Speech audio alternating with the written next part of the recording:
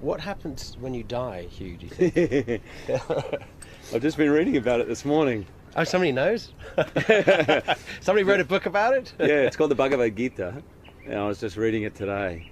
And I remember reading this thing, and it tells you what to do at that moment of death.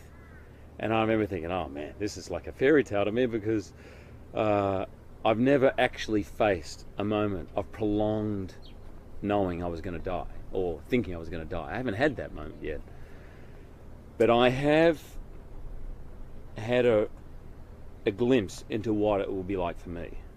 I was researching this movie, The Fountain. I play a brain surgeon, so I was invited in to see some surgery. This woman, and just before we went in, the doctor told me that the woman was going to die. It was a recurrence of a tumour, and it was the size of he said almost the size of a tennis ball in her brain. He said, we're going to operate on it. And they kept her awake. It was the most extraordinary thing. They kept her awake so that they knew, as they're cutting into the tumour, whether they're cutting into speech parts of the brain or movement. So she was playing a kind of video game, lying down, the entire skull, the top half of the skull is off. And they're cutting in and they're asking her questions. She has to play this video game. But I've gone past the point. As she was wheeled in, I just had the information that she was going to die. And she had blonde hair. My wife has blonde hair. And for about a second, I almost was sick from the fear of thinking, what if that was her? And then I won't lie to you, then almost straight after that came the idea, what if it was me? And I was terrified, absolutely terrified. Because bottom line is, for all the work you might do in your life to prepare for that moment, I realised I was miles off it, miles off being ready.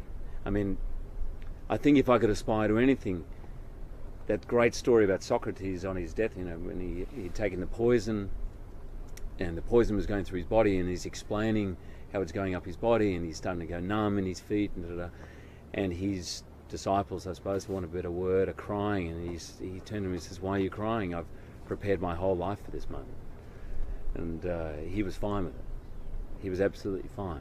And in fact, quite calmly explaining what was going on in his body, because he wasn't attached to his life in the same way he wasn't attached to death. I think death, you said at the beginning of this interview, you said, I'm going to ask you a very simple question. What is God? And I think death is as simple as that. I think it's another moment. It's another moment that we live through. And my feeling is,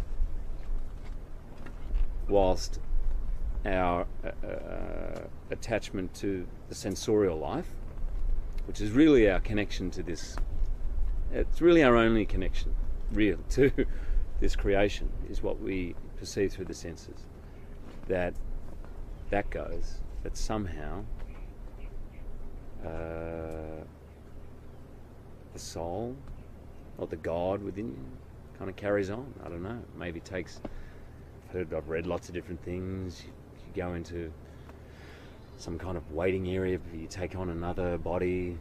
I mean, I grew up with the whole idea of heaven and hell, and there'll be judgment. And I think there probably is, but I think it's just more simple, cause and effect.